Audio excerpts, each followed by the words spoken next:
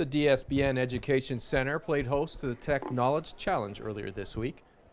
The competition saw grade 7 and 8 students from Niagara schools design, build, and operate cranes in a competition judged by representatives from Ontario Power Generation.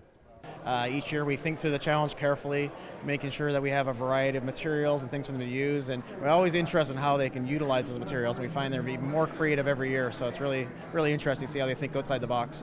Now, as it is a grade 7-8 challenge, do you tweak it at all from year to year so that somebody going from grade 7 to 8 maybe is throwing a curveball or two?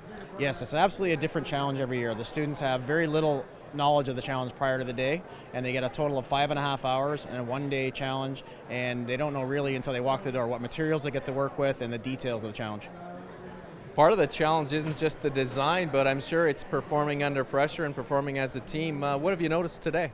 Absolutely. Every year we see that students that work well together definitely will rise to the top. The teamwork is essential, and the planning and working along with your teammates is actually crucial.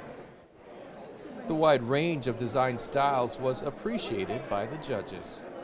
There's a number of different ways that you can tackle these problems, and there's evidence of that as you look around the room. Not one of these is near each other. All of these kids are, going through their own brainstorming session and trial and error and coming up with different solutions. So it's nice to see all the different approaches, and that mirrors what we do in the real world. There's lots of different ways to tackle a problem, and you can see evidence of that here.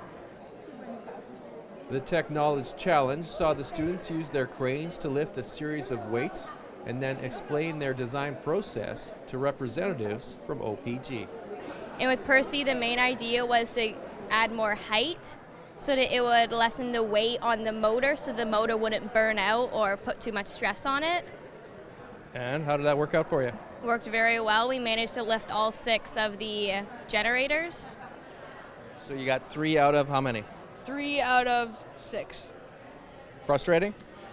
Very frustrating because we've had it a lot and we've been testing it and it worked perfectly. Like, everything was good. We had a plan. We were going to crank the motor at the end to attempt to lift up the big ones.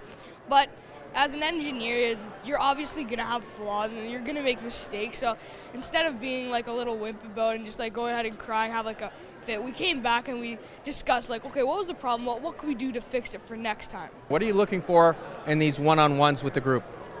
A couple different things to see that they have thought through the design process, so that's one element of it. Their presentation skills, have they shown us that they've thought through it and that they understand the concepts, and also that just to see that they've put in a good honest effort into it and had fun through the process. All of those things factor into it. They seem pretty impressed, and we answered a lot of their questions. So, what was more nerve-wracking, performing with the arm or actually answering the questions? probably the questions, because it's also a big part of kind of our mark. So, and we didn't have much time to prepare for it, so it was more nerve-wracking. In Niagara, you're watching The Source.